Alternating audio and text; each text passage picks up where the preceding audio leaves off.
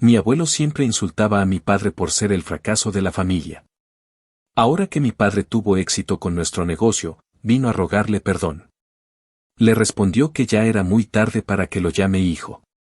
Mi abuelo siempre tuvo la lengua más afilada que un cuchillo barato y el corazón más duro que el concreto caliente de verano. En mi casa, desde que tengo memoria, cada reunión familiar era un desfile de comentarios venenosos dirigidos a mi papá, que era un fracaso, que tenía la cabeza hueca. Que como carajos mi abuela había criado a un hombre que no servía ni para clavar un clavo derecho. Yo aprendí a identificar el momento exacto en que empezaba la función, llegaba con su colonia rancia, dejaba el sombrero en la mesa de la cocina como si fuera una coronación. Y apenas mi papá cruzaba el marco de la puerta, el viejo ya estaba listo para empezar a joder. Mira el emprendedor, decía con esa sonrisa torcida, a ver con qué payasada te vas a estrellar ahora.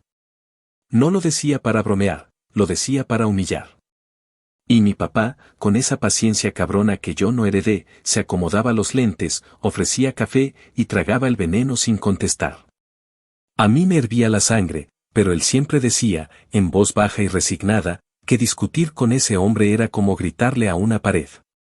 Crecimos en Houston, en un departamento que olía a comida recién hecha y a sudor seco de jornadas largas. Mi papá trabajó en todo lo que le dejara pagar la renta a tiempo y la nevera llena, manejó por horas infinitas con la espalda hecha mierda. Limpió oficinas por la madrugada cargando botes de basura que parecían no vaciarse nunca, cortó pasto bajo el sol pegajoso que te deja la camiseta pegada al cuerpo como si fuera plástico derretido. Y aún así, por más que se partiera la madre, mi abuelo lo comparaba con sus tíos favoritos, los exitosos, esos que en la mesa hablaban fuerte y presumían trajes y títulos. Y que a mí me miraban como si yo fuera el recordatorio incómodo de que en la familia también había gente que no encajaba en su pinche molde. Para ellos, éxito era eso que se cuelga en la pared, diplomas, fotos con sonrisas tiesas, carros brillantes estacionados frente a casas con pasto simétrico. Para mi papá, éxito era que el recibo de la luz no llegara con advertencia roja, que a mí no me faltaran tenis decentes para la escuela, que mi mamá sonriera un domingo sin preocuparse por el lunes. Lo que nadie vio venir fue la testarudez silenciosa de mi papá. A él le gustaban las cosas pequeñas y útiles, arreglar una lámpara, sacar un tornillo barrido, devolverle vida a lo que el resto tiraba a la basura. Empezó a comprar celulares rotos por internet, aparatos que otros llamaban chatarra y que él, con paciencia y manos firmes, volvía a poner a funcionar. Yo aprendí mirándolo, sosteniéndole la linterna, pasando destornilladores y guardando tornillitos en tapitas de refresco para que no se perdieran. En la mesa de la cocina, entre olor a café y a pegamento, nació una idea que al principio sonaba chiquita, casi tímida, abrir un local de reparación. Nada glamoroso, nada de anuncios gigantes, solo un espacio en un pequeño centro comercial con letrero de vinil en la ventana y una promesa sencilla: si se te jodió el teléfono, aquí te lo devolvemos respirando. Cuando mi abuelo se enteró, se rió con ganas. Dijo que era un chiste, que quién carajos iba a confiar en un manitas para meterle mano a su vida entera, porque ahora todo vive en ese maldito aparato. Vas a quebrar antes de que te aprendan el nombre, sentenció, satisfecho de escuchar su propia maldad. La primera tienda olía a cartón nuevo y a nervios. Conseguimos vitrinas usadas, limpiamos el piso hasta sacarle un brillo que no tenía, y pegamos el letrero torcido que a mí me daba pena, pero a mi papá le parecía precioso porque lo había montado con sus manos. Los primeros días casi no entraba nadie. Yo me sentaba detrás del mostrador fingiendo que hacía inventario, con las tripas retorciéndose por el miedo a que el viejo tuviera razón. Mi papá se mantenía ocupado aunque no hubiera clientes, organizaba tornillos por tamaños imaginarios, limpiaba pantallas inexistentes. Escribía a mano una lista de precios que cambiaba cada rato porque la verdad es que todavía no sabíamos cuánto cobrar sin sentir que estábamos robando o regalando. Cuando entró el primer cliente, un señor con el celular hecho pedazos y cara de urgencia, mi papá inhaló profundo como quien se lanza a una alberca fría y le dijo que sí, que podía. Se metió al cuartito de atrás, cerró la puerta y yo me quedé escuchando el silencio espeso. Salió mucho después con el teléfono vivo y una sonrisa discreta, de esas que no necesitan trompeta. El señor pagó, dio las gracias y dijo que volvería. Esa noche fuimos por hamburguesas grasosas que sabían a milagro, y mi papá me dijo, con las manos todavía oliendo a limpiador, que tal vez el camino era largo pero ya no estábamos en el mismo lugar. A partir de ahí, todo se movió en pequeñas olas. Llegó una señora con su pantalla rota que no podía dejar de ver fotos de su nieta, un repartidor que dependía de su teléfono para comer, una maestra que tenía miedo de perder sus notas. Mi papá no reparaba solo aparatos, reparaba el ánimo de la gente, y eso se empezó a regar de boca en boca. Los días dejaron de ser un desierto, y el letrero torcido se convirtió en un punto de referencia para la gente del barrio. Sin hacer mucho ruido, terminó contratando a un chavo que venía de otro taller donde lo trataban como trapo, y luego a una muchacha que tenía manos pulcras y cabeza ágil. En la caja ya no sonaban solo monedas sueltas, y en la casa la tensión aflojó un poco. Con cada recibo pagado a tiempo, con cada comida sin contar billetes arrugados, mi papá se enderezaba un poco más. No caminaba con pecho inflado, pero se le notaba el alivio en la espalda. Y justo cuando uno cree que la vida por fin afloja, aparece el fantasma que más ruido hace. Un sábado al mediodía, con el local lleno de gente preguntando, entró mi abuelo. No era el mismo perro rabioso de antes, aunque traía la misma cara de sabelotodo. Se paró en medio del pasillo como si fuera su sala, y puso esa voz impostada que usa para dar sermones. Dijo que estaba orgulloso, que había reflexionado, que la familia era la familia y que quería hablar con su hijo. Soltó la palabra con esa superioridad asquerosa, como si fuera un título que él podía entregar o quitar. Yo sentí el estómago apretarse, vi a mis compañeros hacerse a un lado con incomodidad, y miré a mi papá, que estaba terminando de entregar un teléfono a una señora con prisa. Él no corrió, no subió la voz, no hizo teatro. Se limpió las manos en un trapo, respiró hondo y, sin rabia pero con una calma que cortaba, le dijo que ya era muy tarde para que lo llame hijo. El silencio que siguió fue brutal, de esos que te zumban en los oídos. Mi abuelo abrió la boca para contestar, pero no le salieron palabras, por primera vez lo vi chiquito, sin ese veneno que siempre lo mantenía erguido. Quiso tocar a mi papá en el hombro, y mi papá se apartó con respeto seco, como quien cierra una puerta que por fin tiene cerrojo. No voy a mentir, me temblaron las manos.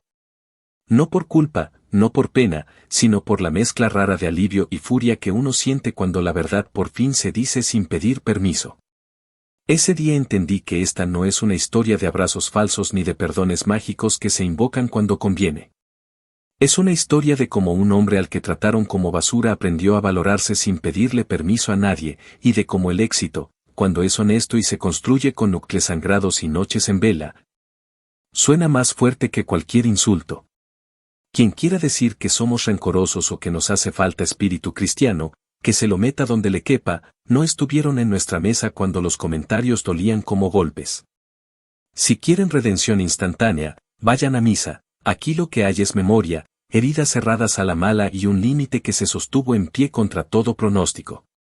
A partir de ese día, y lo digo con la boca llena, empezó otra etapa. En las próximas actualizaciones voy a contar cómo se movieron las piezas después de esa escena en la tienda, las llamadas, las presiones, las culpas que otros intentaron repartir, la enfermedad que llegó como una mala broma. Y la forma en que la vida, con su humor de mierda, nos puso a prueba una y otra vez. No esperen milagros ni discursos dulces. Esto pasó aquí, en Estados Unidos, con renta a fin de mes, con recibos que no perdonan, con familia que te levanta y familia que te hunde. Y sí, hay venganza, pero no de película barata. Es la venganza real, vivir bien aunque les joda, cuidar a los tuyos, y decir en voz clara que ya es demasiado tarde para que un hombre que te negó toda la vida venga a colgarse la medalla cuando por fin brillaste sin su sombra. Actualización 1. Pasaron 6 meses y la vida se acomodó en una rutina que, sin ser perfecta, se sentía honesta. Amanecíamos con el calor pegajoso de Houston colándose por las persianas, abríamos el local con olor a limpiador barato y café recalentado, y el día empezaba a llenarse de gente con prisa y aparatos lastimados. Yo me encargaba de revisar correos, contestar mensajes en la página y subir fotos feas pero sinceras a ese directorio donde la gente deja reseñas. mientras mi papá se perdía en su mundo de tornillos diminutos y pantallas que siempre parecían estar al borde de hacerse polvo. El letrero de la ventana seguía torcido, la impresora de tickets se atoraba cuando le daba la gana, y aún así, cuando cerrábamos por la noche con los pies hinchados y la espalda tronando, sentíamos que el día había valido la pena. Era una calma rara, como cuando por fin aprendes a caminar con una piedra en el zapato, hasta que el pasado volvió a tocar la puerta, necio, con ese golpe que ya reconocíamos. La primera señal fueron las llamadas perdidas. El nombre de mi abuelo no estaba guardado en el celular de mi papá, pero los números no mienten, el mismo área, la misma insistencia, el mismo patrón de marcar y colgar como si los segundos hicieran magia. Mi papá miraba la pantalla, apretaba los labios y lo dejaba sonar hasta que el buzón de voz hacía su trabajo. Yo escuché el primer mensaje por accidente, buscando otra cosa, y me quedé quieto, clavado en ese tono falso que solo un cínico practica frente al espejo. Dijo que había pensado mucho, que la familia no debería estar dividida, que los años pasan, que los nietos crecen, que él también se equivoca. Como si también fuera una palabra chiquita y no el puto iceberg que nos hundió tantas veces. Remató con esa frase hueca que usan los que no quieren reconocer el daño, dijo que quería pasar página. Le conté a mi papá y él me pidió el teléfono, escuchó el mensaje completo sin mover un músculo y luego lo borró con un gesto seco, casi mecánico, como quien saca la basura para que no apeste la cocina. No fue el último. Empezaron a llegar mensajes más torpes, con silencios incómodos, con tos fingida para dar dramatismo, con invocaciones a Dios y a la sangre como si eso limpiara todo. Mi tía llamó un domingo, en plena comida, con ese tono de víctima que le sale perfecto, y dijo: tu papá está grande, se le ablandó el corazón, quiere ver a su hijo. Mi papá respondió sin subir la voz, tan tranquilo que dolía más que un grito, y dijo: entiendo que quieras paz, pero yo no soy la aspirina que le va a quitar la resaca a nadie. Ella insistió con el chantaje de siempre, que la vida es corta, que los nietos son el puente, que la abuela sufre, y él remató con una frase que a mí me quedó retumbando en el pecho, dijo: no es odio, es cuidado propio. Y me costó años aprenderlo. Colgó y volvió a su mesa de trabajo como si nada. Yo, en cambio, me quedé con el pulso acelerado, tratando de entender cómo se sostiene un límite cuando todo el mundo te dice que lo cruces por el bien del cuadro familiar. La presión no quedó en palabras. Una tarde llegó al local un primo con el que apenas hablamos, ese que siempre fue la sombra obediente del abuelo, y se paró frente al mostrador con actitud de mensajero celestial. Dijo: vengo a hablar de hombre a hombre, y yo supe que era pura mierda envuelta en celofán. Quiso vendernos el cuento de la reconciliación como si fuera un plan de teléfono, sin letras chiquitas, sin costo de activación, perfecto para toda la familia. Añadió que el abuelo estaba tratando, que había cambiado, que la iglesia lo estaba ayudando, que ahora entendía su propio dolor, que bla, bla, bla. Mi papá escuchó, no lo interrumpió, le ofreció agua, y cuando el primo terminó su discurso, él le respondió con una calma que cortaba. Dijo: no voy a firmar un contrato que no leí. Y con mi padre la letra chiquita siempre cobró más caro. El primo se ofendió, sacó el teléfono como espada de plástico, y dijo: entonces voy a decir que te negaste. Mi papá soltó una sonrisa agotada y contestó: di la verdad completa, me negué ahora, después de toda una vida de intentarlo. El primo se fue mascando su propio orgullo y yo regresé a limpiar la vitrina, con esa mezcla agria de coraje y alivio que se vuelve rutina cuando aprendes a defenderte. Entretanto, el negocio seguía agarrando forma. Llegó una señora con un teléfono que había caído en la piscina de un complejo de departamentos y olía a cloro, un repartidor desesperado porque su pantalla temblaba como hoja en tormenta. Una enfermera que guardaba turnos y fotos de pastillas en su galería para no olvidar las horas. Mi papá se tomaba su tiempo con cada caso, no por capricho, sino porque sabía que cuando tocas el aparato de alguien le estás tocando la vida.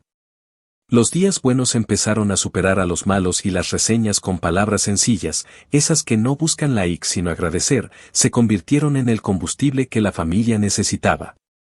No estábamos nadando en billetes, pero ya no había que hacer malabares con la renta y el refri no sonaba como un viejo asmático a punto de colapsar. Incluso nos dimos el lujo modesto de patrocinar con un par de camisetas a un equipo infantil del barrio, y ver a los chamacos correr con el nombre del local en la espalda fue un trago de agua fría en el desierto. Ese respiro fue el que, ironías de la vida, desató una nueva ronda de presión. Una tarde, mientras esperábamos el camión de paquetería con un lote de piezas, llegó un mensaje de voz distinto. No era sermón, no era regaño, no era cínico, era un susurro gastado que casi pedía permiso para existir. El viejo dijo que había soñado con mi papá de niño, que se acordaba de cuando lo cargaba al hombro y lo llevaba a ver trenes, que quería volver a eso. Yo apreté los dientes y solté un qué huevos que se me escapó como reflejo, porque si algo aprendí en estos meses es que la nostalgia es el disfraz favorito de la gente que no quiere hacerse cargo del daño. Mi papá escuchó, guardó el teléfono en el cajón y se puso a revisar una placa con la lupa como si el mundo fuera solo ese cuadradito brillante. No dijo nada, pero lo conocía y su silencio no era vacío, era trabajo interno, era una puerta atascada que se abre despacio para que no se rompa la bisagra. Al caer la noche, recogimos el local sin prisa.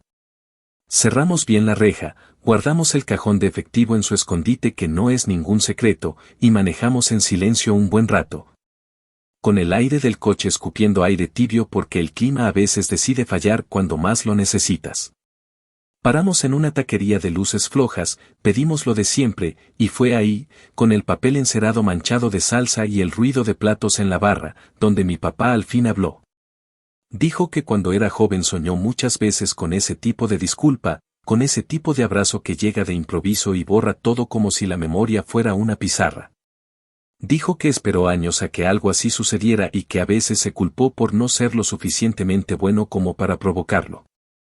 Luego se quedó mirando el vapor que salía de su plato y añadió que ahora lo que siente es otra cosa, no alegría, no venganza pura, sino una especie de paz áspera, la que se logra cuando uno aprende a no mendigar cariño.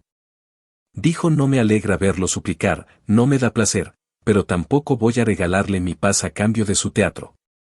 Yo asentí y me guardé cualquier discurso, porque había que respetar ese momento como se respeta un rito. Con los días, aprendimos a manejar la insistencia como se maneja un vecino ruidoso, poniendo límites y siguiendo con la vida. Las llamadas seguían, pero ya no nos sacaban del eje. Cuando sonaba el teléfono con ese número, mi papá a veces exhalaba, a veces ni eso, y con un pulgar firme cancelaba la tentación de un diálogo que no iba a ser limpio. Mi madre, que siempre fue prudente hasta la santidad, decidió, sin drama, que no iba a abrir la puerta a nadie que no la respetara a ella primero. Dijo: la casa es nuestra y aquí se entra con cuidado, y esa simple regla nos cambió el ánimo. No hubo grandes discursos, no hubo ultimátums, solo el peso de una decisión que se toma de forma silenciosa y se sostiene con la misma terquedad con la que se sostiene un techo cuando la tormenta se viene fea. La familia extendida, que se cree árbitro de todo sin tener ni puta idea, armó su teatro paralelo. Un tío escribió en ese chat familiar que casi nunca usamos que la vida es demasiado corta para rencores, que a veces uno tiene que tragarse el orgullo por la sangre. Yo leí eso y pensé que qué cómodo hablar de tragarse cosas cuando no eres tú el que se atragantó toda la vida. Mi mamá respondió con educación, casi con frialdad clínica, que estaban en su derecho de pensar lo que quisieran, pero que las decisiones en nuestra casa se tomaban por la salud de los que dormimos aquí. Hubo silencio después, ese silencio cobarde que se hace cuando no hay argumentos, y se acabaron los sermones por un rato. No sé si se cansaron o si entendieron que esta vez no habría rendición. Me dio igual, estábamos ocupados sosteniendo lo nuestro.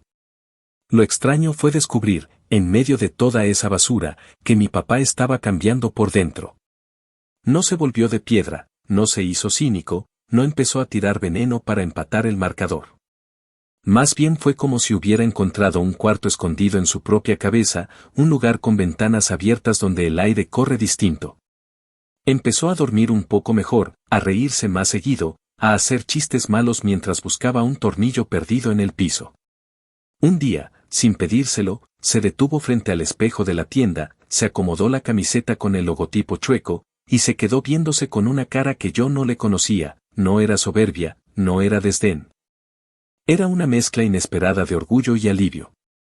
Dijo: me toma tiempo, pero estoy aprendiendo a no ser el hijo de nadie, y yo entendí que esa frase era, en sí misma, una forma de venganza que no sale en las películas, no destruir al enemigo, sino dejar de construirte alrededor de él. A la par, llegaron pequeñas pruebas que, en otro momento, nos habrían desbaratado. Un proveedor nos mandó piezas mal empacadas y varias pantallas llegaron con esquinas mordidas, un cliente se puso pesado, jurando que habíamos rayado su aparato. Y tuvimos que devolver dinero para evitar un pleito que olía a trampa, una tormenta eléctrica tumbó la luz del centro comercial y perdimos medio día que hacía falta para cumplir una entrega urgida. En cada una de esas, mi papá respiró, hizo números mentales, tomó la decisión menos glamorosa y siguió. Yo le pregunté si no le daba miedo que tanta mala suerte fuera señal de algo, y él soltó una carcajada franca, una de esas que le nacen del pecho. Y dijo: mala suerte era cuando dependíamos del humor de tu abuelo para comer tranquilos, esto es solo trabajo. La última embestida de esa temporada vino en forma de carta. No era una carta de puño y letra, no, era de esas impresas con frases enlatadas y un par de renglones a mano para que parezca íntima. Decía que él estaba dispuesto a reunirse en la parroquia, con un mediador, para hablar como hombres. Decía que pedir perdón no lo hacía menos, que al contrario, lo engrandecía. Decía que mi papá debía ser lo suficientemente maduro como para aceptar que el pasado no se puede cambiar, pero el futuro sí. Mi papá la leyó en la cocina, con la luz amarilla haciendo sombras raras en el papel, y al terminar me la pasó para que yo también la leyera. No se burló, no la rompió en ese instante como para hacer un gesto teatral, no armó discurso. Dijo: la voy a guardar para acordarme de algo importante, el perdón no es una puerta giratoria donde cualquiera puede entrar y salir si trae flores, y la dobló con cuidado. Como se guarda un recibo que te recuerda por qué no vuelves a una tienda que te trató como mierda. Esa fue la enseñanza de esos meses, aprendimos que el límite no es una pared que construyes una vez y listo, es un muro que hay que repintar y reparar cada tanto, porque del otro lado siempre hay alguien raspándolo con una llave. Aprendimos que la venganza que a mí me hervía en la lengua, la de humillarlo en público, la de recordarle cada insulto, la de negarle un vaso de agua aunque se estuviera asfixiando. Tal vez no era la que necesitábamos para vivir mejor. La venganza que sí se instaló, la que creció sin alboroto, fue otra, la de mantenernos en paz aunque les joda, la de no soltar lo que por fin construimos con dignidad. La de devolverle a mi papá su nombre completo sin el apellido de la vergüenza. Y aunque las llamadas no pararon de un día para otro, aunque la familia siguió midiendo nuestras decisiones con su vara torcida, lo cierto es que ya no nos movían el piso. Habíamos decidido dónde quedarnos de pie, y esa, en nuestra casa, fue la primera victoria que supo a justicia. Actualización 2. Pasó un año entero y el negocio dejó de sentirse como un experimento para convertirse en una rutina con cuerpo y alma. Las mañanas olían a café recalentado, al limpiador barato y al polvo finísimo que sueltan las cajas de piezas cuando las abres con esa mezcla de cuidado y prisa que aprendimos a dominar. El calor de Houston apretaba desde temprano, ese calor pegajoso que se te mete por la nuca aunque el aire acondicionado haga un ruido de tractor cansado. Y aún así abríamos la cortina metálica con el mismo pequeño orgullo de siempre. Ya teníamos clientela que saludaba por nombre y gente que llegaba recomendada por algún vecino que juraba que mi papá tenía manos de santo, aunque a él los halagos le resbalaban porque más que santo se sentía obrero. Y con razón. En la pared quedaban pegadas las facturas con su clip oxidado, el letrero seguía un poco torcido porque se volvió especie de amuleto y la impresora de tickets decidía tronar cuando quería recordarnos que nada es perfecto. Pero al final del día la caja cerraba decente, las cuentas no sangraban y en casa el silencio dejó de ser ese animal nervioso que rondaba la mesa. Vivíamos con la austeridad de siempre, sí, pero sin el filo en la garganta, con pequeños lujos que sabían a gloria, como pedir comida un domingo sin mirar el saldo del banco como quien consulta el oráculo. La paz, como todo lo bueno, duró lo que tenía que durar. Un mediodía de esos en que el asfalto vibra y la luz entra a cuchilladas por la puerta, mi tía llamó con voz de campana rota para soltar la noticia como quien deja caer un jarrón. Dijo que al abuelo lo habían llevado en ambulancia, que le dolía el pecho, que el médico había dicho palabras grandes de esas que asustan a cualquiera. No dio detalles porque los detalles son caros cuando uno está desesperado, solo repitió que esto era serio, que la familia debía estar unida. Que había llegado el momento de dejar el orgullo en la bolsa y presentarnos en el hospital como gente decente. Yo miré a mi papá y él no se movió ni un centímetro, se quedó con el destornillador en la mano como una estatua a punto de terminar un gesto, y luego lo dejó sobre la mesa con suavidad. Como si el ruido pudiera romper algo frágil que no se ve. Dijo sin dramatizar que iba a terminar ese arreglo y después hablaríamos. Yo noté que su voz no temblaba, y eso me asustó un poco más que la noticia. A la media hora ya teníamos el teléfono clavado en la oreja, no porque quisiéramos, sino porque el chat de la familia se llenó de sermones y plegarias digitales. Un primo publicó esa frase fácil de la sangre llama como si la sangre fuera una aplicación que te rescata de tus propias decisiones. Una tía, la misma que siempre se creyó directora de conciencias, dijo que la muerte borra rencores y que Dios nos iba a juzgar si no acudíamos. Yo, que no tengo paciencia para teatro barato, apagué el celular un segundo para respirar y mirar a mi papá de reojo. Él se enjuagó las manos, secó los dedos con el mismo trapo de siempre y dijo que no iba a ir, que lo lamentaba por el cuerpo enfermo de ese hombre, pero que él, como hijo, había muerto en vida hace mucho y que no pensaba resucitar solo porque las máquinas del hospital hicieran ruido. No hubo pose ni rabia, fue una frase plantada en tierra firme, y entenderla me tomó un instante largo, porque el mundo está hecho para empujarte a la culpa cuando no cumples el guión de héroe que otros escribieron por ti. La tarde se nos fue en esa calma tensa que trae el huracán antes de soltar la lluvia. Sonó el teléfono de la tienda y era mi prima, la obediente profesional, para contar que al abuelo lo tenían monitoreado y que el médico había dicho que ahora sí, por primera vez en su vida, estaba escuchando. Que el susto lo había ablandado. Yo pensé que qué cómodo ablandarse cuando el cuerpo te truena la puerta y ya no queda más remedio, pero me guardé el comentario porque pelear por teléfono en medio del mostrador llena de gente no era plan.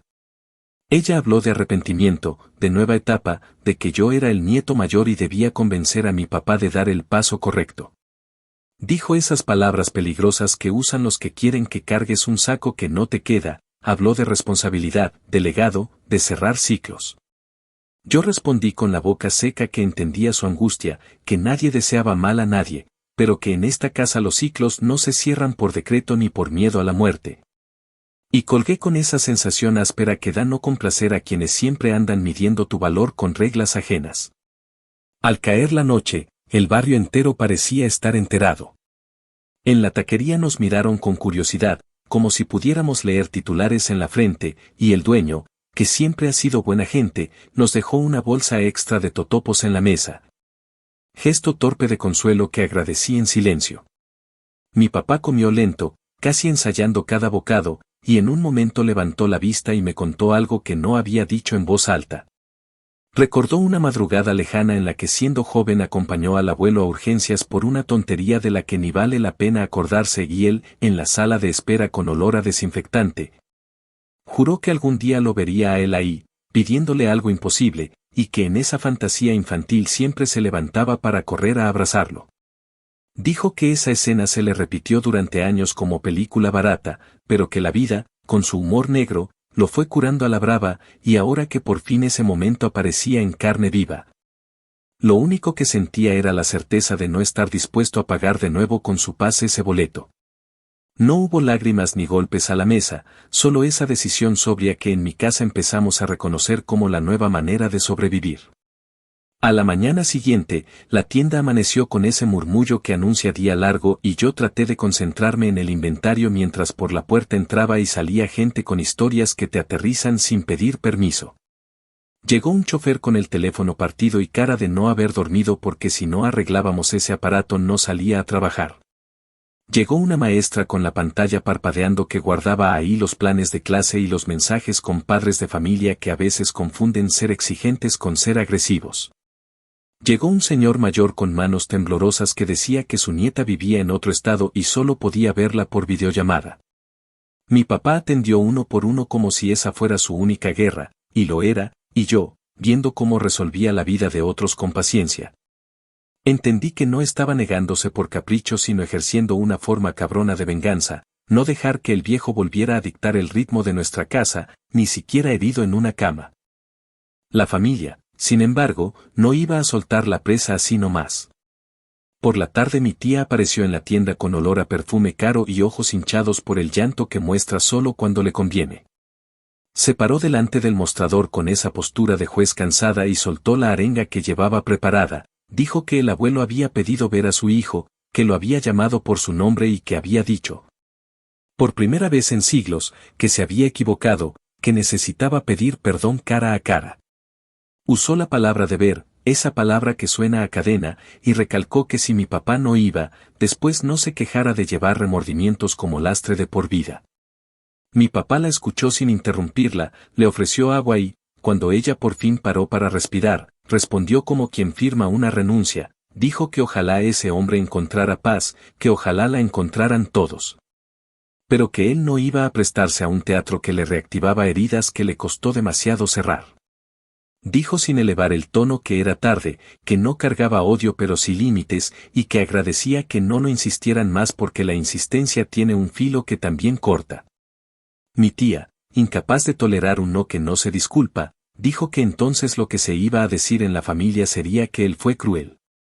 Mi papá replicó con una serenidad que casi dolía, dijo que contaran lo que quisieran, pero que si iban a contar, que empezaran por el principio, por los años de insultos, por los inviernos sin abrazo, por las navidades saboteadas, por cada vez que lo llamaron fracaso con la misma facilidad con la que ahora pronuncian perdón.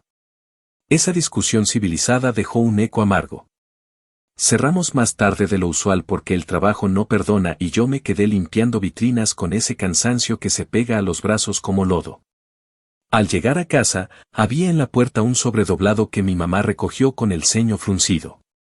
Dentro venía un rosario barato y una nota escrita con letra enredada donde un pariente lejano se daba el lujo de sugerir que solo la gente pequeña no perdona en la hora final. Mi mamá, que no suele enojarse a lo tonto, dejó el rosario sobre la mesa como si fuera un insecto muerto y dijo que ya estuvo, que nadie tiene el monopolio de la fe en esta familia y que no iban a usarnos de ejemplo de nada. No sé por qué ese detalle, tan tonto, me apretó el pecho. Quizá porque fue la primera vez que ella dejó ver el filo que normalmente guarda para cuando de verdad vale la pena. Mientras todo eso se movía, el negocio seguía creciendo a su manera poco fotogénica. Empezamos a hablar de abrir una segunda cortina en un barrio cercano donde la gente vive pegada a su teléfono para sobrevivir la semana. No había anuncios espectaculares ni promesas de volverse ricos, solo la intuición de que nuestro ritmo, con su humildad testaruda, podía sostener una tienda más si no corríamos como pollos sin cabeza. Entre cotizar rentas y pelear con un casero que parecía disfrutar la letra chiquita, nos pilló de nuevo la marejada de llamadas desde el hospital, que el abuelo preguntaba por nosotros, que había un capellán dispuesto a mediar. Que la trabajadora social decía que las reconciliaciones ayudan a la salud del paciente. Era la primera vez que sentía en carne viva como el sistema entero empuja al guión del perdón como si fuera medicina. Mi papá escuchó todo ese coro invisible, me pidió que no discutiera, y marcó él mismo al hospital para explicar, con esa cortesía de cuchillo bien afilado, que no autorizaba visitas. Que no necesitaban llamarlo para presionarlo, que les agradecía la preocupación pero que su decisión no estaba en revisión. Al colgar, se quedó un rato mirando el vacío, y yo, con el impulso idiota de salvar a todo mundo, le pregunté si no tenía miedo de arrepentirse después. Me miró con una dulzura cansada y dijo que el arrepentimiento ya lo había gastado de joven, que ahora lo que protege es la paz, y que proteger la paz también es un trabajo. Con el correr de los días, las noticias del hospital empezaron a sonar como un parte de guerra que se repite. Que si respondió bien, que si otra noche con susto, que si la presión, que si la fe, que si nos necesita, que si va a cambiar. Aprendimos a escuchar todo eso como quien oye el tráfico de fondo, molesta, pero no decide por ti. Yo admito que en algunos momentos me agarró el asco y la culpa mezclados, esa sensación puta de estar haciendo algo mal por elegirte a ti mismo. Y ahí mi mamá tuvo que recordarme algo que suena obvio pero se te olvida cuando todos opinan, dijo que en nuestra casa la compasión no se mide por cuántas veces te dejas pisar, sino por cómo cuidas lo que construiste sin hacerte daño. Esa frase me bajó el ruido como un vaso grande de agua fría. Llegó un fin de semana y, en lugar de ir a oler cloro y desinfectante, nos fuimos al parque del barrio donde jugaban los niños del equipo al que les habíamos regalado camisetas. Ver a esos mocosos correr con el nombre del local en la espalda me hizo sentir una especie de alegría que no sabía dónde poner. Mi papá se sentó en una banca con su gorra barata, se rió de una pifia monumental del portero y aplaudió los aciertos como si estuviera en un estadio grande. En la pausa, uno de los papás se acercó a agradecer y, sin pedir permiso, le confesó que hacía tiempo que no veía a su propio padre y que a veces la vida te pone en un callejón sin salida. Mi papá escuchó, puso cara de quien entiende el idioma del dolor aunque no compartan historia, y no soltó consejos, solo dijo que a veces la salida es por la pared y que hay que aprender a romperla sin romperte tú. Era una metáfora medio rara, pero yo le agarré el sentido, y me dio una paz agria, de esa que no es alegre pero te estabiliza. Esa noche, con la ciudad apagándose a pedazos como suelen apagarse las ciudades cansadas, me soltó una verdad que le estaba creciendo adentro como planta silvestre. Dijo que la venganza que él quería de joven era ruidosa, era demostrarle al viejo que había triunfado, restregarle la prosperidad, humillarlo un poco. Quizá escupirle un discurso que tenía escrito en la lengua desde la adolescencia. Dijo que con los años entendió que esa venganza sale cara porque deja un sabor a hierro en la boca, y que la nueva venganza, la que sí le iba, era otra, vivir en paz aunque al otro le joda. No asistir al teatro de su redención para que no use su rostro de víctima como excusa, proteger la casa que tanto costó armar, enseñarme a mí y a los que trabajan con nosotros que los límites no son una grosería. Son un salvavidas. Y remató con algo que me dejó en silencio largo, dijo que ojalá el abuelo encontrara perdón, pero que si lo encontraba, no iba a ser con su cuerpo como altar.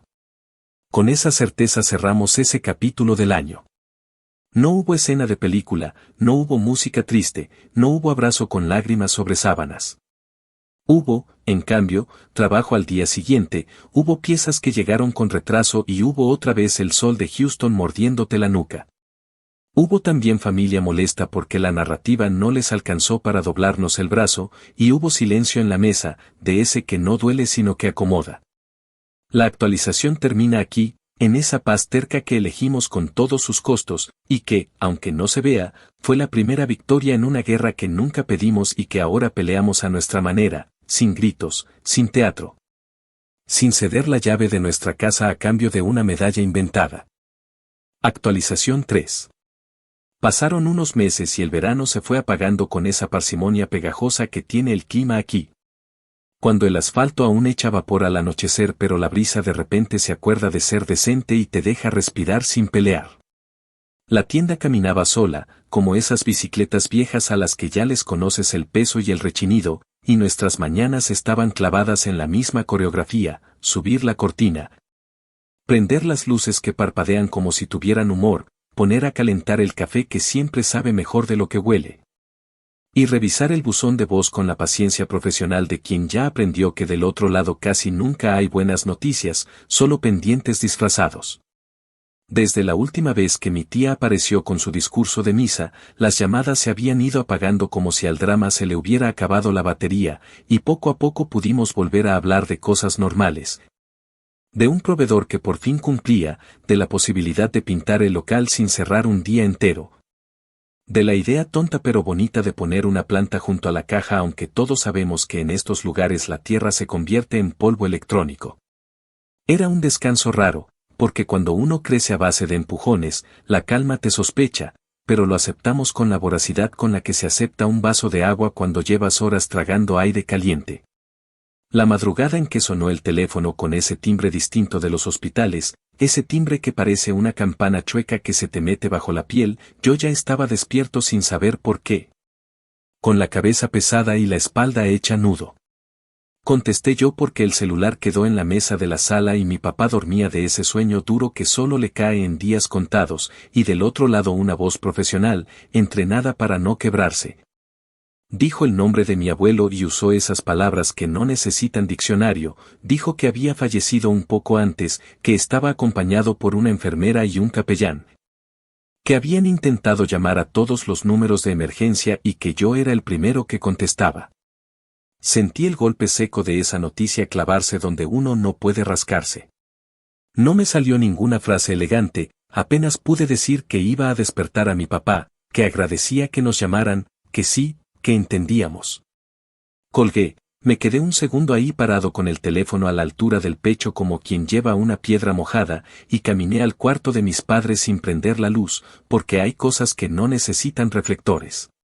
Despertar a mi papá fue como tocar una puerta antigua que sabes que chirría pero igual empujas con cuidado. Me miró con esos ojos a medio abrir que se le ponen cuando no quiere asustarnos, se sentó despacio al borde de la cama y me dejó repetir la frase sin adornos. Como si las palabras tuvieran que llegar limpias para no hacer más daño del necesario. No lloró, no maldijo, no se echó a la cama a taparse la cara, solo se pasó la mano por la nuca, respiró como quien acomoda el pecho y dijo que ya estaba. Ese ya estaba no sonó a alivio ni a estupor, sonó a punto final escrito con letra firme. Mi mamá se sentó a su lado, puso su mano en la rodilla de él, y durante un rato nadie dijo nada. Después, mi papá preguntó por las cosas prácticas, esa es su forma de no desmoronarse, preguntó quién llevaba los papeles, quién hablaba con la funeraria. Quién firmaba el formulario ese donde ponen el nombre que luego se convierte en certificado, y si necesitaban algo de nosotros que no implicara cruzar el límite que ya habíamos dejado claro. Me sorprendió escucharme responder con la misma calma que él, dije que mi tía seguramente se encargaría, que yo podía enviar un mensaje al chat familiar para que quedara constancia de que nos enteramos, y que, si era necesario, uno de nosotros podía contestar una llamada con la trabajadora social para que no inventaran cuentos. Fue una conversación sobria y limpia, como limpiar una herida con agua y nada más. Envié el mensaje al chat con ese tono neutro que evite que cada palabra se convierta en una bala. Dije que nos habían avisado, que lamentábamos el final que llega para todos, que esperábamos que las cosas se resolvieran en paz, y hasta ahí. No pasaron ni 2 minutos para que llovieran respuestas que parecían haber estado en borradores desde hace años, listas para dispararse. Mi tía escribió que el servicio sería en una funeraria que ellos prefieren porque el dueño es amigo de un amigo, que la velación empezaría en la tarde, que sería un día de oración y reconciliación, que era el momento de demostrar de que está hecha la familia. Un primo, el mismo pregonero de siempre, puso esa frase chafa de que los rencores se quedan en la puerta de la sala de velación, como si la puerta tuviera garras y se llevara enganchado todo lo que no conviene mostrar en las fotos. Otro pariente al que no veo desde hace más de una década preguntó en público si mi papá iba a ir, con esa curiosidad venenosa del que no busca saber, busca exhibir. Yo estaba a punto de escribir algo que luego me iba a arrepentir de haber escrito, cuando mi mamá me tocó el brazo y negó con la cabeza, y dejé el teléfono boca abajo sobre la mesa. Un gesto simple para recordarme que a veces la mejor respuesta es no prestarte al circo. La mañana siguió su paso sin pedir permiso. Había que abrir la tienda porque el mundo no se detiene aunque alguien se muera, y esa es otra de las crueldades útiles de este país, la economía no sabe de funerales, sabe de horarios. Llegamos con el sol pegando de lado, subimos la cortina con la misma fuerza de siempre, y el olor a estaño y a alcohol isopropílico nos recibió como si nada hubiera pasado. Por la puerta entró un repartidor con la preocupación colgándole de la frente porque su teléfono se había quedado en un bucle tonto y sin ese aparato no hay ruta, no hay gasolina, no hay propina. Entró una enfermera con su bata gastada pidiendo un cambio de batería. Entró un estudiante con cara de haber pasado 2 noches sin dormir porque su computadora decidió congelarse justo antes de entregar un trabajo que representa una beca. Mi papá atendió uno por uno, metió los dedos con ese cuidado de cirujano de barrio que no se llama así pero hace milagros, y yo vi en su manera de trabajar la forma en que había elegido dar el pésame al mundo. Sosteniendo el pedazo de realidad que le tocaba, sin discursos que no iban a arreglar nada. El teléfono sonaba de vez en cuando con números conocidos que no contestamos, y también con uno de la funeraria que yo sí tomé para que no dijeran que nos escondemos. La señora del otro lado fue correcta, incluso amable. Preguntó si alguno de nosotros iba a querer hablar en el servicio, si necesitaban que pusiéramos una fotografía, si habría flores de nuestra parte. Le respondí que no, que agradecíamos el gesto, que la familia se encargaría, y que por favor, si había papeles que firmar, los enviara a mi tía que ya estaba al mando. Ella dijo que entendía y, en un susurro que se le escapó del profesionalismo, dijo que es más común de lo que la gente confiesa que la muerte no arregle lo que la vida rompió. Cuando cayó la tarde, el chat familiar se convirtió en una alfombra de fotos y frases de calendario. Subieron una imagen de mi abuelo cuando era joven, con esa sonrisa de muchacho que seguro alguna vez fue honesta antes de que se volviera cuchilló, y debajo empezaron los recuerdos de los otros. Siempre la anécdota de cómo les enseñó tal cosa, de cómo era duro pero justo, de cómo la familia se construye con manos firmes. Nadie, ni por accidente, nombró la parte oscura, esa que todos conocían de reojo y decidían callar para no arruinar el banquete. Una prima me escribió en privado para decir que entendía nuestra decisión y que, aunque no podía ponerse de nuestro lado en público, sabía que mi papá merecía paz. Le agradecí con una gratitud rara que se me atoró en la garganta, porque uno no espera complicidades silenciosas en días así y cuando llegan te agarran a contrapié. También llegó un mensaje de voz de un tío que, a su manera brusca, dijo que si no íbamos no pasaba nada, que el cuerpo igual iba a terminar en un cajón, que lo importante era no volver a abrir heridas viejas nomás para que otros descansen mejor. Mi papá lo escuchó hasta el final, asintió con la cabeza como quien toma nota mental, y me pidió que guardara ese audio para escucharlo después con calma. La velación fue, para nosotros, una noticia ajena con horario preciso. Nos fuimos a casa temprano, cerramos el local con una prisa que no se notaba pero se sentía por dentro, y cenamos algo simple porque el estómago en estos días se vuelve un animal caprichoso. La ciudad, por su lado, siguió con su ruido, con el pitido lejano de las sirenas, con los vecinos que pelean por tonterías, con el perro que ladra a la nada. En algún punto, mi papá se levantó de la mesa y se fue al cuarto de herramientas del fondo, ese cuartito que siempre huele a madera y a cables viejos, y yo lo seguí sin querer invadir pero sin querer dejarlo solo. Se paró frente a la repisa donde guarda las cosas que un día pueden servir y sacó una caja pequeña con fotografías que mi abuela, en un gesto que ahora entiendo como una advertencia envuelta en ternura, nos había dado hace muchos años. No había muchas, pero era suficiente para contar una vida. Había una de mi papá de niño en un triciclo, con los ojos abiertos como platos y las rodillas sucias, y otra de un cumpleaños donde todo mundo finge alegría frente a un pastel que seguro sabía a azúcar y nada más. Mi papá tomó la del triciclo, la miró largo, y dijo en voz baja, casi como si se hablara a sí mismo, que ojalá hubiera existido alguien que le dijera a ese niño que valía por sí mismo. Que no tenía que ganarse el aire a fuerza de obedecer gritos. No dejó caer una sola lágrima, pero la voz le salió como cuando una puerta se atora un segundo y luego cede, y yo entendí que ese era su llanto, la forma íntima que encontró para despedirse sin traicionarse. Al día siguiente, con el sol sin permiso entrando por las rendijas, llegó a la tienda un sobre con el sello de la funeraria y dentro un papel donde pedían confirmar si queríamos incluir nuestros nombres en el obituario. También venía una lista de flores con precios que te hacen levantar la ceja y una opción de poner una esquela digital con fotos y música de fondo para quienes no podían asistir. Me reí con esa risa seca que suelta uno cuando todo es demasiado ridículo para llorarlo, y mi papá, con la calma ya afilada, dijo que no, que nuestra ausencia también era una forma de decir la verdad. Que ninguna esquela iba a arreglar lo que se descompuso cuando él era joven. Devolvimos el sobre con un agradecimiento cortés y nos volvimos al trabajo como si el mundo entero dependiera de cambiar un puerto de carga sin cagarla.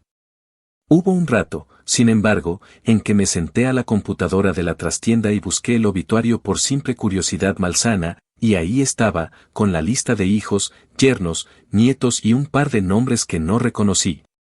Mi papá aparecía mencionado, porque a la familia le encanta contar piezas aunque no las tengan, y me pregunté si ese pequeño acto de apropiación dolía.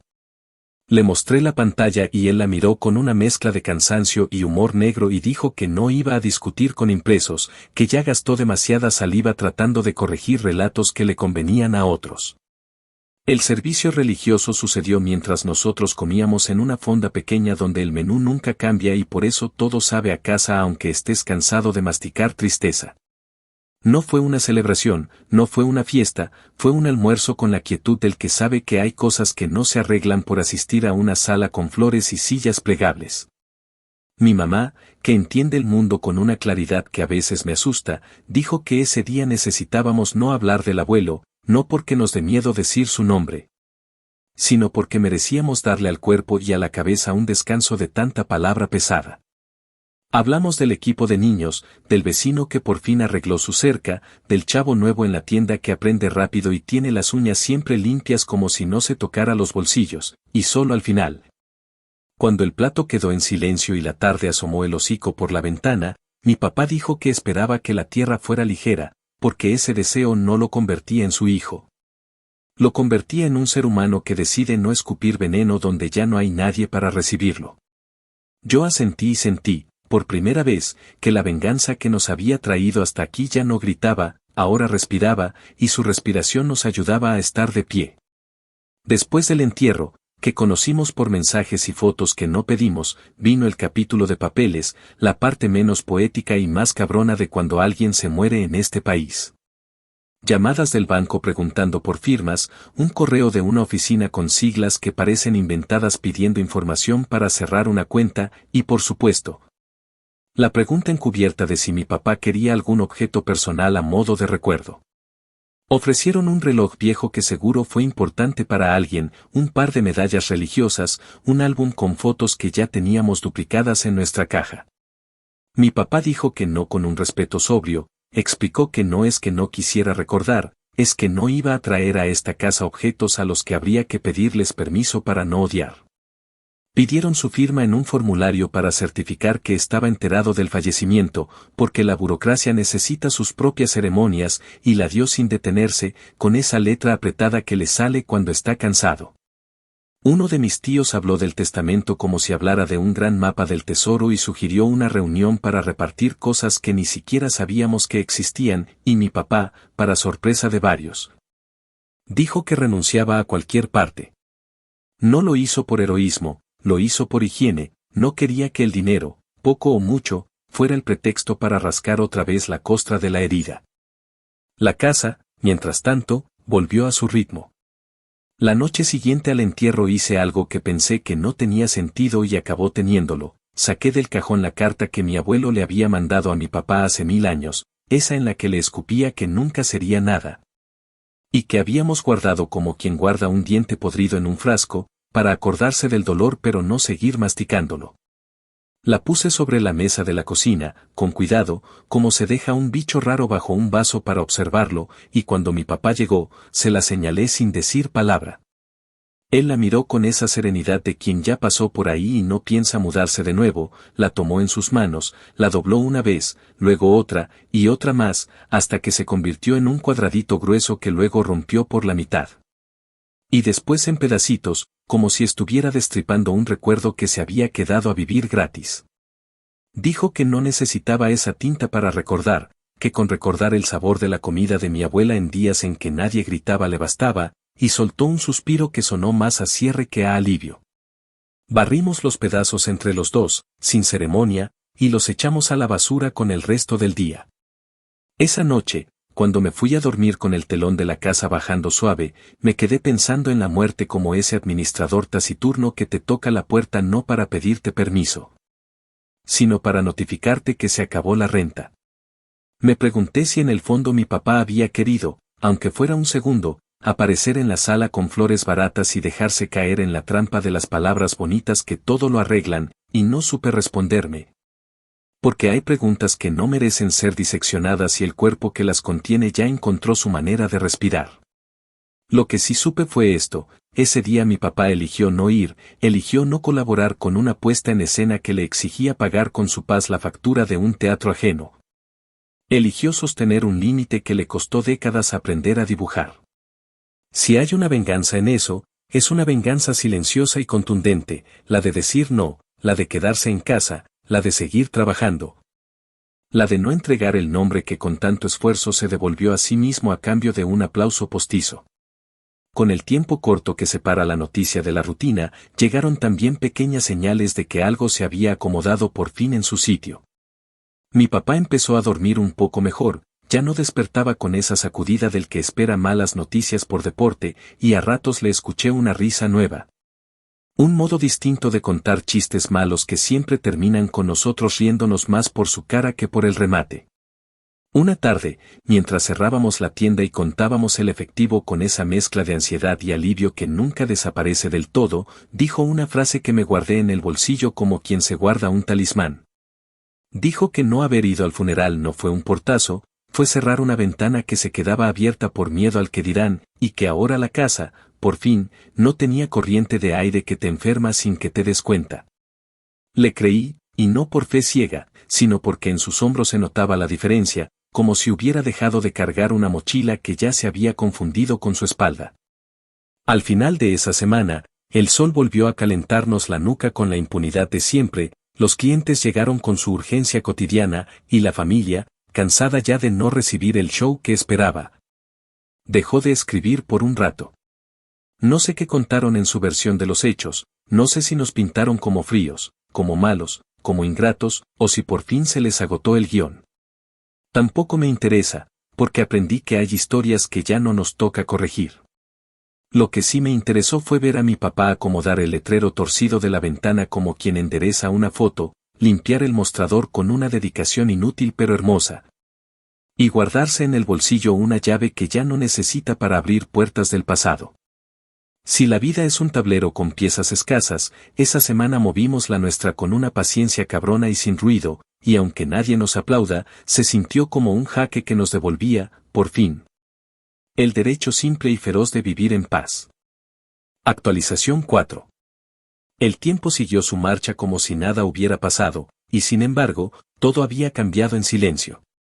Habían transcurrido casi 2 años desde aquella llamada en la madrugada en la que nos avisaron que el abuelo había muerto, y aunque la familia había intentado varias veces colocar a mi papá en el banquillo de los acusados, lo cierto es que nadie logró moverlo de su decisión de no ir al funeral. Con el paso de los meses, los comentarios se fueron apagando, ya no había mensajes acusatorios en el chat familiar ni llamadas largas con sermones disfrazados de preocupación. Lo que había ahora era un silencio incómodo, de esos que no son paz, pero tampoco guerra. Y en medio de ese vacío, nuestro negocio creció. No creció de golpe, no se volvió una cadena que saliera en la televisión, pero sí levantamos otra sucursal en un barrio al otro lado de la ciudad. Fue una decisión meditada, casi dolorosa, porque mi papá no confía en los saltos grandes, siempre teme que un paso demasiado ambicioso se convierta en caída, pero aún así lo hizo. Firmó un contrato con un casero que parecía medirnos de arriba a abajo como si fuéramos estafadores en potencia, pintamos el local con nuestras propias manos porque los presupuestos de los pintores nos sonaban a insulto. Y colocamos el mismo letrero torcido que en la primera tienda porque mi papá decía que ese defecto era un recordatorio de dónde venimos. Con la segunda tienda vinieron más horas, más cansancio y también más orgullo. Empezamos a contratar a gente de confianza, jóvenes que venían con la desesperación de pagar renta y que encontraron en nosotros un lugar donde no los trataban como piezas desechables. Y fue en medio de ese crecimiento cuando ocurrió lo que nunca pensé que vería, los primos, esos mismos que siempre se paseaban como si fueran los herederos del éxito automático. Empezaron a aparecer en la puerta con currículums en mano y una vergüenza que apenas podían disimular. Uno de ellos, que se había llenado la boca durante años diciendo que su vida iba a ser brillante porque estudiaba negocios en una universidad privada, llegó un martes por la tarde vestido demasiado elegante para lo que pedía, con una corbata que parecía más pesada que su dignidad. Dijo que las cosas se habían complicado, que los préstamos estudiantiles no esperaban, que su oportunidad en una firma se había evaporado. Mi papá lo escuchó de brazos cruzados, no lo interrumpió, no lo humilló, pero cuando terminó le ofreció el mismo puesto de auxiliar de mostrador que teníamos disponible para cualquiera. Y le dejó claro que en ese local todos usaban uniforme, que había que limpiar vidrios y atender clientes sin creerse más que nadie. El primo tragó saliva, aceptó el contrato y desde ese día se convirtió en empleado, no en heredero. La escena se repitió con otros. Una prima que siempre se burlaba de que yo ayudara en la tienda, diciendo que olíamos a grasa y que jamás nos íbamos a codear con gente de verdad. Apareció meses después pidiendo trabajo porque sus créditos la tenían ahogada y la empresa donde estaba la había despedido. Mi papá la contrató, pero tampoco le dio privilegios. Le explicó con calma que aquí todos tienen tareas claras, que aquí se respetan horarios, que el apellido no pesa más que el uniforme. La muchacha aguantó 2 semanas de limpiar vitrinas y de atender a clientes que pedían rebaja con tono agresivo, y en una discusión dijo que esperaba un trato distinto porque era de la familia. Mi papá la miró serio, sin perder el control, y le dijo que precisamente por ser familia esperaba que entendiera mejor que nadie el valor de lo que estábamos construyendo. Se fue al día siguiente, dejando las llaves del local sobre el mostrador, y desde entonces no volvió a escribirnos. No hizo falta que lo dijera, pero todos sabíamos que esa era otra forma de venganza, demostrar que lo que llamaban negocito era ahora el salvavidas que ellos mismos necesitaban, aunque les ardiera. Lo más duro de esa etapa no fue verlos pedir trabajo, sino presenciar cómo la narrativa empezaba a cambiar en las reuniones familiares. Esos tíos que antes se reían de mi papá, que decían que nunca iba a llegar a nada, ahora hablaban con medias palabras sobre lo admirable que es sacar adelante un proyecto propio. No lo decían de frente, claro, lo lanzaban como comentarios generales en medio de conversaciones de sobremesa. Yo los miraba y pensaba que era la hipocresía más descarada que había visto. Callaron cuando mi papá tragaba insultos, lo señalaron como fracasado cuando apenas sobrevivíamos. Y ahora que necesitaban quedar bien se inventaban un discurso de admiración. Mi papá nunca los corrigió. Nunca los enfrentó para restregarles en la cara todo lo que habían dicho. Simplemente asentía, se levantaba a lavar su plato y se iba al patio a fumar un cigarro con la calma de quien sabe que ya ganó la pelea sin necesidad de gritar. Una noche, mientras cerrábamos la segunda tienda, le pregunté si no sentía ganas de vengarse más directamente, de hacerlos tragar cada palabra, de echarles en cara que ahora trabajaban para él. Me miró con esa paciencia que siempre me desarma y me dijo que la venganza más elegante no es gritar, sino poner reglas y hacerlas cumplir. Me dijo que no había nada más irónico que ver a quienes lo despreciaron usar un uniforme con el logotipo de su negocio en el pecho. Y tenía razón. Yo lo veía en los ojos de mis primos cuando entraban clientes que pedían hablar con el dueño y ellos tenían que salir corriendo a buscarlo. Lo veía en cómo tragaban saliva cada vez que mi papá les daba instrucciones claras sin elevar la voz. Lo veía en cómo se les notaba el resentimiento de saberse subordinados de aquel al que llamaban fracaso. Esa era la venganza que no hacía falta anunciar, la venganza que se ve en el espejo cada mañana cuando te pones una camiseta con el nombre del hombre al que antes despreciaste. En medio de todo eso, mi papá seguía siendo el mismo hombre tranquilo que se despierta temprano, que prepara café fuerte y que trabaja sin detenerse. No cambió su forma de ser, no se volvió arrogante, no empezó a presumir. Y eso, creo yo, era lo que más dolía a los demás.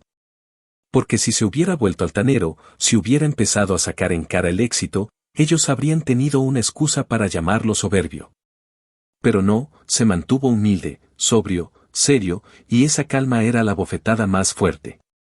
En casa lo comentábamos a veces, no había necesidad de pelear, no había necesidad de gritar, porque la vida ya había hecho el trabajo de ajustar cuentas. La verdadera venganza estaba ahí, en los recibos de renta pagados sin retraso, en las vitrinas llenas de teléfonos reparados, en la sonrisa tranquila de mi mamá cuando hacía cuentas y ya no faltaba nada. Un día, mientras acomodábamos piezas nuevas en la bodega, mi papá se detuvo, se limpió el sudor con la manga y dijo algo que me quedó grabado. Dijo que cuando era joven soñaba con humillar a su padre, soñaba con el momento en que pudiera mirarlo a los ojos y decirle que había triunfado, que no era un fracasado. Pero que ahora entendía que la venganza más grande era esta, que sus hijos lo respetaran, que su esposa lo mirara con orgullo, que los clientes confiaran en él. Dijo que el abuelo había muerto con la boca llena de soberbia y que él, en cambio, iba a vivir con la boca llena de trabajo. Y aunque no lo dijo en esas palabras, yo entendí que lo que quería decir era que ya había ganado, y que todo lo demás era ruido. Esa etapa de nuestra vida fue como un espejo torcido. La familia que antes se sentía en la cima ahora bajaba a pedir ayuda, y nosotros, sin necesidad de gritar, nos convertimos en la prueba de que el tiempo pone a cada quien en su lugar. Mi papá no necesitó insultar, no necesitó humillar, no necesitó cobrar venganza con violencia. Solo se limitó a hacer lo que siempre supo hacer, trabajar con dignidad, poner reglas claras y sostenerlas sin miedo. Y así, mientras la familia se retorcía entre orgullo herido y necesidad económica, nosotros seguimos creciendo, ladrillo por ladrillo, pantalla por pantalla, hasta que un día me di cuenta de que ya no nos pesaba el apellido. Ni las palabras del abuelo, ni el que dirán.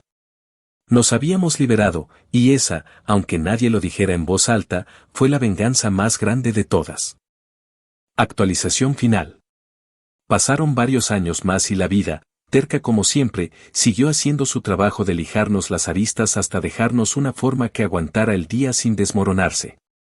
El duelo dejó de ser una sombra en la pared para volverse una esquina más de la casa, como ese mueble viejo en el que ya no te tropiezas porque aprendiste a rodearlo. Abríamos la tienda antes de que el sol se enojara, la cerrábamos cuando el asfalto soltaba el último aliento caliente, y entre una cosa y la otra se nos armó una rutina con músculos propios. La segunda sucursal dejó de ser la hermana tímida y empezó a producir lo suficiente para sostenerse sin chuparle la sangre a la primera.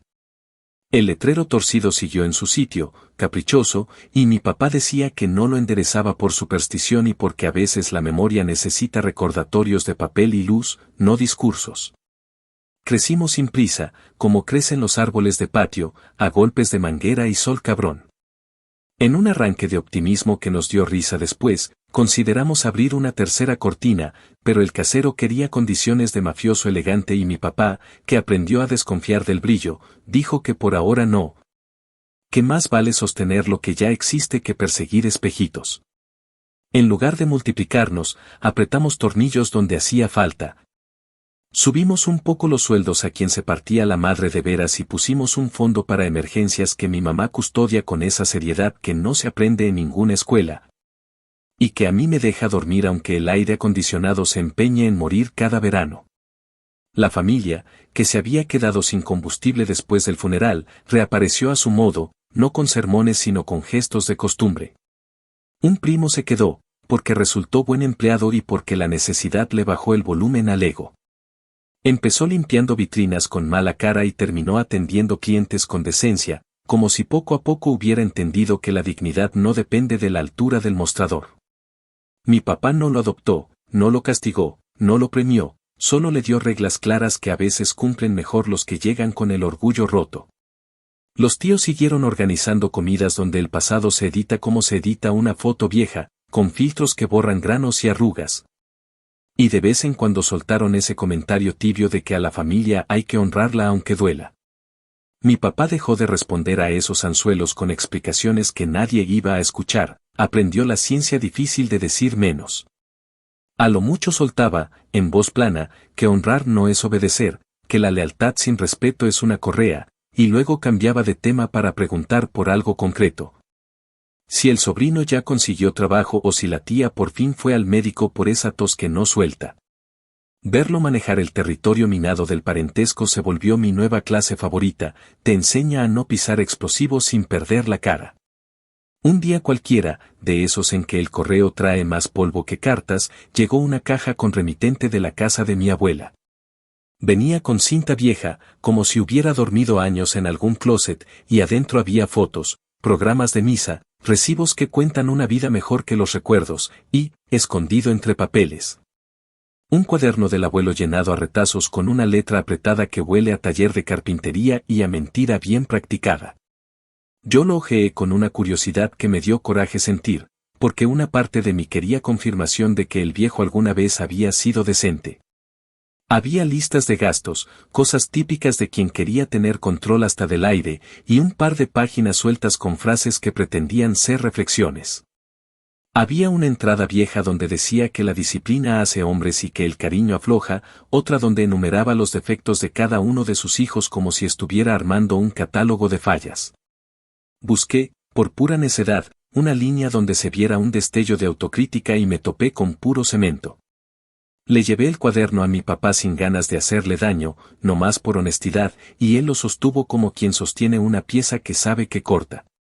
Lo hojeó en silencio, respiró con ese ritmo que aprendió a usar cuando le quieren trepar basura a la cabeza, y lo cerró con cuidado. Dijo que lo guardáramos un tiempo, no como reliquia sino como evidencia de que la memoria no es bruja ni mentirosa, solo es humana y tiende a querer arreglar lo que rompió el que ya no puede defenderse. Esa noche lo vimos de nuevo y decidimos quedarnos con un par de fotos donde aparecía la abuela riéndose de verdad, porque al final fue su cocina la que nos salvó más que cualquier sermón. El cuaderno, después de pensarlo, terminó en la basura sin ceremonias, mezclado con volantes de pizza y empaques de piezas. No hubo fogata, no hubo discursos, porque la venganza en esta casa aprendió a no pedir aplausos. La iglesia del barrio, que siempre anda en búsqueda de donantes con historia, quiso poner una placa con el nombre del abuelo en un muro nuevo, quién sabe si por devoción o por hacer caja. Una tía pasó por la tienda con la propuesta envuelta en papel de regalo espiritual, dijo que sería bonito que el nombre quedara en bronce. Que así el hombre tendría descanso y la familia un lugar donde dejar flores en fechas señaladas. Mi papá la escuchó con esa cortesía que le nace cuando no quiere incendiar la sala, y respondió, sin subrayar, que si querían placa, que la pagaran y que la pusieran, pero que su nombre no iba a figurar como quien bendice la obra. Y que él no iba a ir a tomarse la foto de rigor con el padre. La tía se ofendió lo justo, porque a veces la ofensa es moneda de valor en ciertas casas, y salió repitiendo que el rencor enferma. Cuando se fue, mi mamá soltó el aire que había aguantado en el pecho y dijo que la paz pesa menos que cualquier placa, y nos reímos sin ganas, como quien entiende que el humor es a veces el único ungüento que tenemos en el cajón. Mientras esas batallas domésticas se desgastaban solas, el negocio nos obligó a mirar hacia afuera. Empezamos a recibir chavitos recién salidos de la high school que querían aprender a reparar sin ir a ninguna escuela técnica porque el dinero no alcanza. Mi papá, que no se cree maestro de nada pero le salen las explicaciones con palabras de calle, armó sin anunciarlo un sistema medio chueco de aprendizajes. Un par de tardes a la semana, cerrábamos un poco antes la cortina y nos quedábamos en la trastienda con 3 o 4 chavos, enseñándoles a abrir un teléfono sin arrancarle el alma, a no confundir paciencia con lentitud. A hablarle al cliente como a un vecino en una tarde en la que ambos están cansados. Les dijo con toda la claridad del mundo que aquí nadie les iba a prometer convertirse en millonarios, que esto da para vivir con dignidad si no te haces pendejo. Y que el respeto por el aparato es respeto por la vida que carga adentro. A mí me tocó llevar la parte aburrida, enseñarles a hacer inventario, a cuadrar caja, a no perder dinero por pudor cuando un cliente te quiere ver la cara. El primero de esos muchachos, un morro flaco con los ojos siempre rojos de falta de sueño porque su mamá trabaja de noche y él cuida a su hermana, se convirtió en un cabrón preciso en lo suyo. Verlo cobrar su primer cheque sin tener que pedirle a nadie fue mejor para mí que cualquier premio de empresa.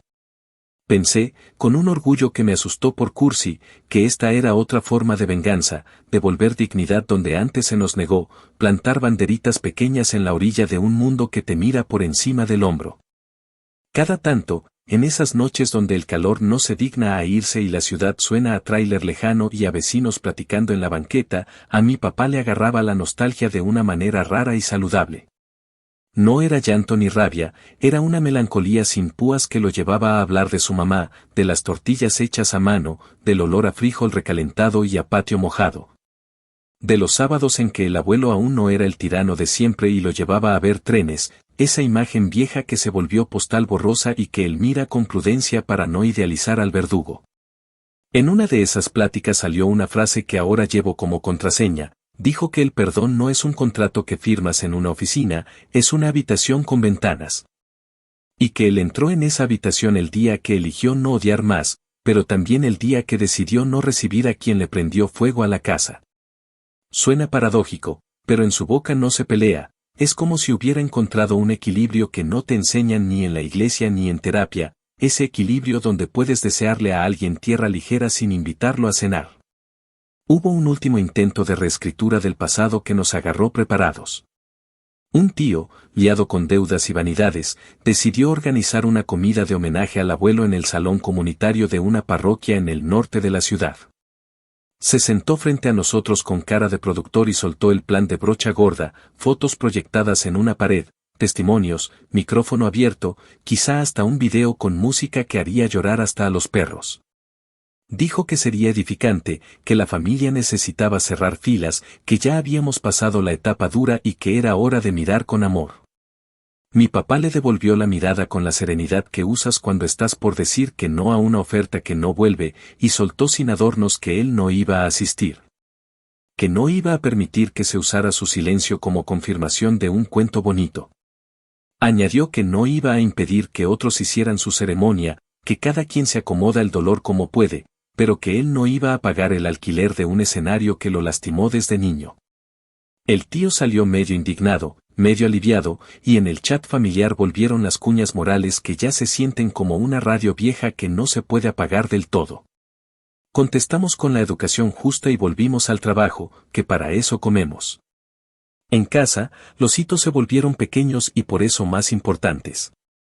Mi mamá se compró unos zapatos cómodos sin pedir descuentos de pena ajena, yo pude cambiar las llantas del carro sin tener que rogarle al mecánico que me diera chance de pagar en 2 partes. Y mi papá se permitió un lujo que para otro sería una tontería, un día entero sin ir a la tienda. Nos fuimos a la playa de Galveston con hielera prestada, sombrilla que casi se la lleva el viento y el tipo de comida que sabe mejor con arena en los dedos. Caminamos sin prisa, nos reímos de cosas sin peso, y a media tarde, mirando el agua sucia que a mí siempre me pareció hermosa por terca, mi papá dijo que ahí, en ese pedazo de costa, entendía por fin lo que significa ganar una guerra sin alzar la voz. No se refería al abuelo, se refería a él mismo, a la versión de sí que sobrevivió a gritos, a humillaciones y a esa pobreza que algunos quieren romantizar pero que huele a nevera vacía y a vergüenza. Dijo que se sentía ligero de una manera que le daba miedo por si era frágil, y yo le prometí, por primera vez en voz alta, que si un día se le olvidaba ese peso exacto, yo estaría para recordárselo sin dramatismo. Nos quedamos sentados hasta que el sol se puso insoportable otra vez, y volvimos a Houston con la piel ardiendo y la cabeza callada. El cierre de este camino no llegó con trompetas ni con un documento notariado donde conste que se hizo justicia. Llegó con un acto sencillo que me remite al primer día en que el abuelo apareció en la tienda a pedir perdón.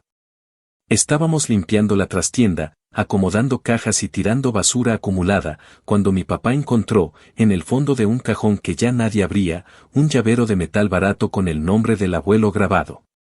Debió haberse colado ahí en alguna mudanza o en algún día de esos en los que todo se revuelve. Lo sostuvo entre los dedos como se sostiene un insecto que no quieres matar pero tampoco quieres en la cara, lo miró sin odio, sin cariño, solo con el cansancio del que ha visto demasiadas lunas, y luego lo dejó sobre la mesa. Dijo que no lo iba a tirar en ese momento, que por ahora lo pondría en la caja donde guardamos tornillos que no sabemos de qué aparato son, porque a veces la vida te da piezas que no encajan y tampoco tienes por qué forzarlas. Ese gesto mínimo, ordenar el llavero como si fuera un tornillo perdido, me pareció el final perfecto para nuestra novela de supervivencia. No porque el abuelo se volviera útil, sino porque dejó de ser el centro de una mesa donde ahora nos sentamos nosotros. Entiendo que alguien que no haya vivido nuestra casa piense que esta historia es puro rencor con mejores palabras. A esa persona le diría, con la calma recién aprendida, que el rencor es un perro que muerde adentro y no suelta, y que lo que hicimos fue atarlo afuera y dejar de alimentarlo. La venganza, si quieren llamarla así, quedó en vivir con decencia a pesar de quienes apostaron por vernos de rodillas, quedó en sostener un límite aunque nos reclamaran falta de fe, quedó en pagar sueldos a tiempo, en enseñar a otros el oficio, en no participar del teatro donde al verdugo lo pintan santo de barrio. La frase que mi papá le dijo al abuelo aquel primer día, cuando entró a la tienda a mendigar un abrazo que no supo dar de joven, se volvió nuestra brújula callada. No hubo marcha atrás, no hubo edición para que sonara más amable, no hubo nota al pie que suavizara el golpe. Era tarde para que lo llamara hijo, sí, tarde como se hace tarde el sol cuando entiende que ya no puede más con el cielo. Y esa tardanza no fue capricho, fue la manera más honesta de decir que la sangre sin respeto no alcanza, que la familia que cuenta es la que se cuida. Y que en esta casa la paz se defiende como se defienden las cosas que uno construye con las uñas, sin espectáculo, con terquedad, y con una claridad que al principio duele pero luego respira. Con eso nos quedamos, con un negocio que huele a estaño y a café, con una madre que camina más ligera, con un padre que ya no necesita que nadie lo nombre para saber quién carajos es. Y con la certeza de que el pasado no se borra, pero sí se puede guardar en el cajón correcto para que deje de gobernar la sala.